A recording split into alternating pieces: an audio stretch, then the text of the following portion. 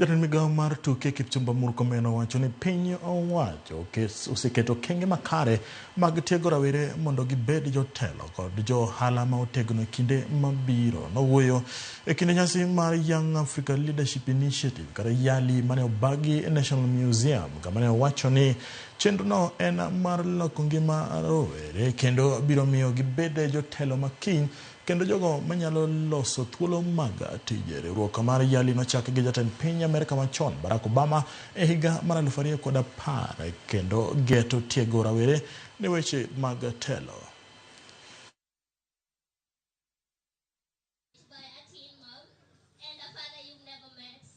The good thing about this program is that it's all-rounded. It's not just leadership in terms of political leadership or the only answering the governance question.